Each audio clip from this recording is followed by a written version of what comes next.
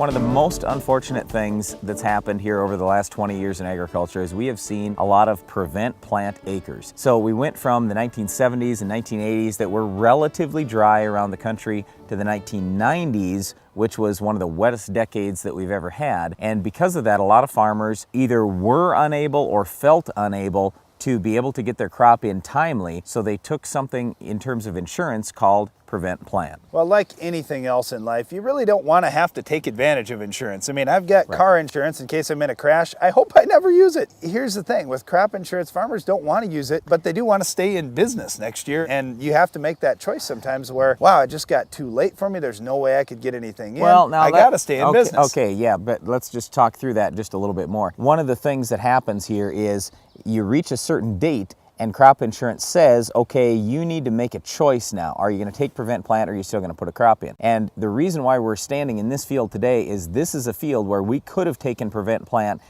several times over the years. We chose not to because I wanted to make sure that we were able to put tile in eventually. And here's what I get worried about. So 1 year taking prevent plant, no big deal, okay? But what I worry about is repeated prevent plant in a certain field, and then you decide, well, now I guess it's time I should invest the money in tile, and then you go to NRCS and they say, well, we're gonna call that a wetland because you haven't planted it in 6 out of the last 10 years. So I just wanted to make sure that we were very clear. My farm ground is my farm ground. I am farming it no matter what. We've never taken prevent plant, and sometimes that cost us quite a bit of money to do it. But the reason why we did it is just so I never had to go to NRCS and say, well, you know, yeah, I know I took prevent plant, but that's not really a wetland. I could have gotten in there, that kind of thing. We planted it no matter what. So in this field, we had some acres that were planted in July to soybeans several times. Unfortunately, now that we've got it all tiled, we fixed that issue. Now we're planting it considerably earlier every year. Well, there's just so many things to think about with prevent plant, Brandon, and I'm concerned about this year. You know, what's going to happen with my field this year? Maybe I got fertilizer out there. Now I can't get a crop in. I want to do what I can to protect that so that fertilizer doesn't leach away or wash away or something like that. The other thing I'm thinking about is my soil. What if I got some tillage done? Or what if there's virtually no residue cover on my field because maybe I had soybeans last year and there's not a lot of residue left? I want to protect those soils. Yes, I get that. But here's the thing. I'm just as focused on next year. I want to make sure that next year is my best crop ever. Because, for example, there's something called fallow syndrome where if you keep that ground black, then next year, let's say you go to corn, you test your soil and you say, oh, I've got plenty of phosphorus out there, yet your corn turns purple early in the season. That's called fallow syndrome. And the reason why that happens is there's mycorrhiza fungi in the soil. And I realize you don't see this stuff, but this is going on in your soil. This is actually happening where these fungi will attach themselves to your plant roots and they will bring in more phosphorus. In a fallow year, a lot of those fungi will die because they don't have things to feed on. So I'm focused on, we got to keep those fungi alive. We have to do what we can to make next year's crop great as well. Okay, well, there's a couple ways you can do that. Now, you can do, as Brian suggested earlier, hey, I don't care how late it's getting, I'm going to get some crop in. Now, maybe it's not my ideal crop. Maybe it's not corn that I wanted to plant. Maybe I have to go soybeans, or maybe it even gets late enough I can't do soybeans and I have to put something like millet out there. That's fine. You can do those things. The other way I look at it is, you know, maybe I'll just plant a cover crop. And if I can put a cover crop out there, there's a number of different ones you can use. Maybe you've got a high moisture situation, so I want to use a cover crop that can use up a lot of that moisture to help dry my ground out for the next crop.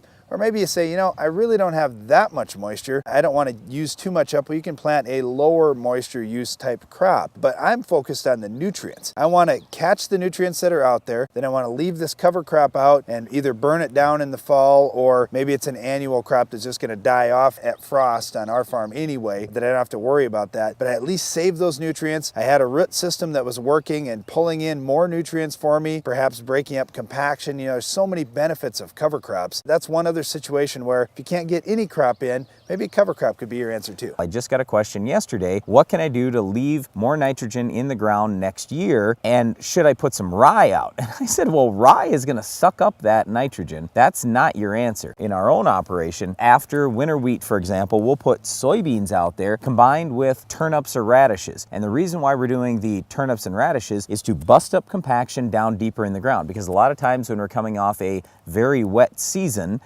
then you've got compaction down there because you've been trying to do some stuff out in the field. That's not real good. We want to bust that compaction up. Also, with the turnips and radishes, they'll go down pretty deep in the ground if you get the right ones, and we want to pull up some nutrients down deep in the ground with a different crop than we're used to raising and make those nutrients available for next year. The soybeans obviously will leave more nitrogen for next year. A lot of guys ask about vetch too, for example, because vetch can leave nitrogen for next year. I don't like to use vetch because that's harder to control next year. I also have to think about weed control. If some of those plants are left next year, how am I going to stop them? So that's why typically in our farm we've just done soybeans and turnips or radishes, but there are a lot of other choices. Well, I love that you brought up weed control, Brand, because that is a really big concern. If you've got a field that goes unplanted and now all of a sudden you have a whole bunch of weeds out there, you don't want to create a really bad problem for next year. You don't want a seed bank. Yeah, you don't want that weed seed blowing around onto your neighbors. You aren't going to be very popular in the area if you've got that kind of issue. So the question is, do I do multiple passes of tillage through the summer or do I spray it? And yeah, but I mean, this is also where the cover crop can hold down some of those weeds. Exactly. That's the way I look at it, that a cover crop can help me once it's established. You really do need to do a burn down before you plant that cover crop because, for one, I just don't want to do a lot of tillage out in the field. I'm so concerned about soil erosion.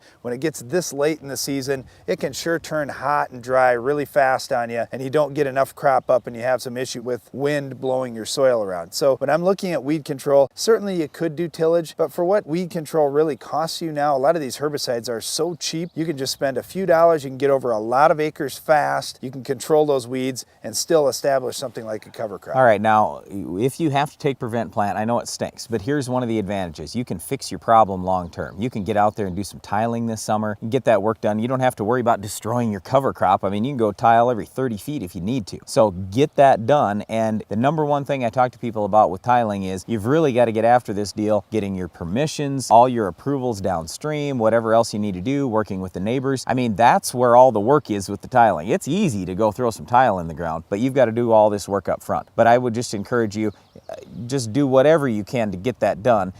And I realize in your case, maybe tile wouldn't have helped you this year, but most of the time it does. Like the field that we're standing in, if we didn't have tile on this ground, maybe we would have had to take prevent plant this year. But I'm fortunate that we put the tile in a few years ago, invested the money, it's really paid off. Well, I'll say a couple more things. Prevent plant, you know, it really stinks for your own farm. All you want to do as a farmer is raise a crop, but it also stinks for your community. You know, I think about all the small towns in our state, and what's the biggest businesses in town? Well, it's the farmers and it's the grain elevator. And all of a sudden, if we don't get a crop in, and there are a lot of areas that, you know, are going to get half their crop in or less, well, if you get half the crop in, think about how many less bushels of grain are going to go into town and how many less pickups and tractors are going to be purchased and how much less trucking there is and all that extra help that gets used on the farm. You know, all those things go downhill, and just 1 year like that can really set a state back. We saw it in our state a few years back, in North Dakota a few years back. When we get big time flooding and big time problems that way and we don't get our crop in, it hurts everybody. So there's a lot of decisions that you have to make that are actually bigger than your farm. Yes, I'm very concerned about this field for this year and for next year, but I'm also concerned about my community. Well, Darren, you talk about decisions. The decision I'm after is, how do I control this week's Weed of the Week? We'll tell you what to do on your farm coming up later in the show.